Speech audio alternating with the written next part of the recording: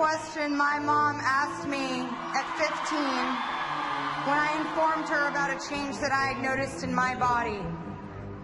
Now, I'd like to start off by saying I am not by nature a particularly private person, but by profession I am extremely private. I'm not the type to divulge facts about my personal life. I'm fiercely protective of my family, and I have no social media presence.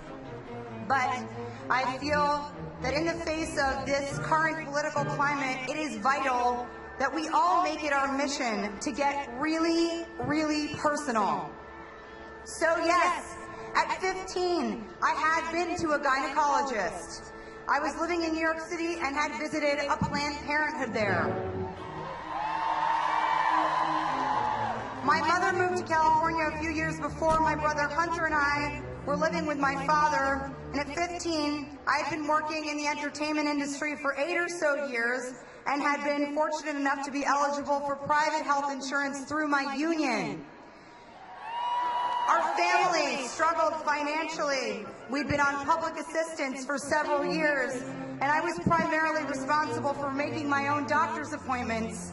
But still, I was nervous about taking this next stride towards womanhood, and it was actually my clinician at Planned Parenthood who suggested I speak with my pediatrician if I was seeking a referral. She was compassionate and professional and told me that she was happy to treat me for regular checkups and when the time came, for STD and cancer screenings. No judgment, no questions asked. Planned Parenthood provided a safe place where I could be treated with gentle guidance.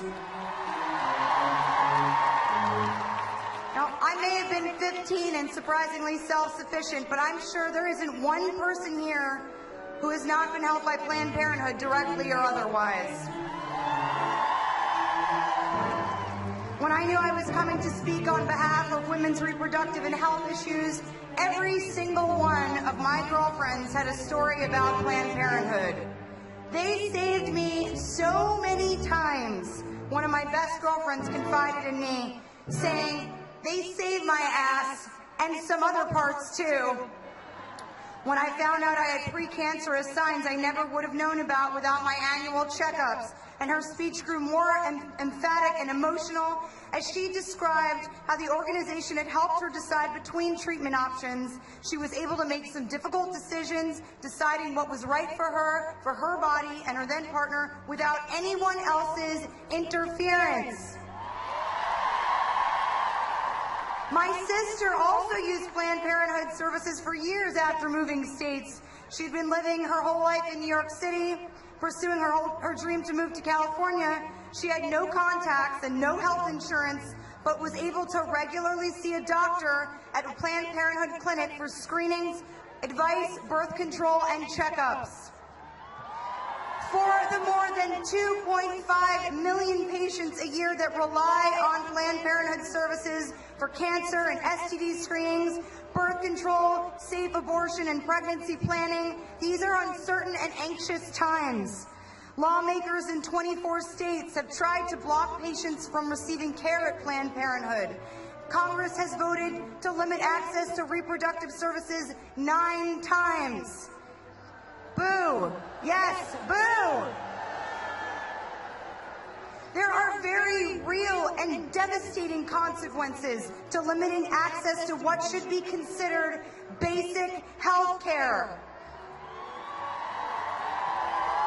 For millions of Americans, Planned Parenthood is often the only trustworthy and affordable clinic providing safe education, sex education, safe abortion, and life-saving services. President Trump, I did not vote for you.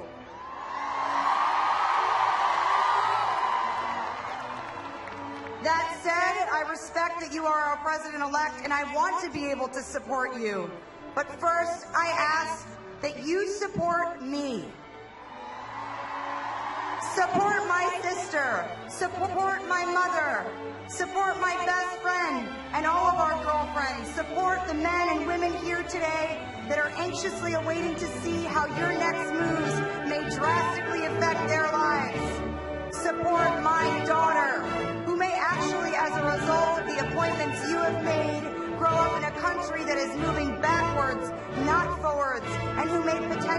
not have the right to make choices for her body and her future that your daughter Ivanka has been privileged to have.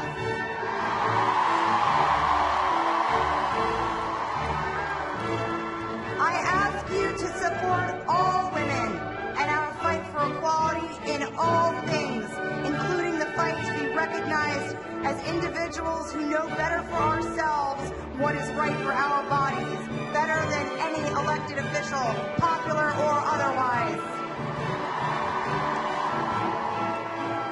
It is a great honor for me to be speaking here in front of all of you today. After the result of this November's election, I felt as a woman, as an American citizen, a great weight bearing down on my shoulders. The feeling that the near future would present many obstacles, confrontation, and division. My immediate thought after hearing the election results was, oh man, we have so much work to do. But once the heaviness began to subside, I realized that an opportunity has presented itself to make real, long-term change, not just for future Americans, but in the way that we view our responsibilities to get involved with and stay active in our communities. Let this weight not drag you down, but help to get your heels stuck in. I pledge my relentless devotion to support women's health care initiatives. I will not stop fighting to make basic women's health care available to all. I believe with every fiber of my being that the conversations that we have with our partners and our doctors about what we do with our bodies and our future should not be made fodder for any politician, political agenda, lawmaker, and for-profit corporation.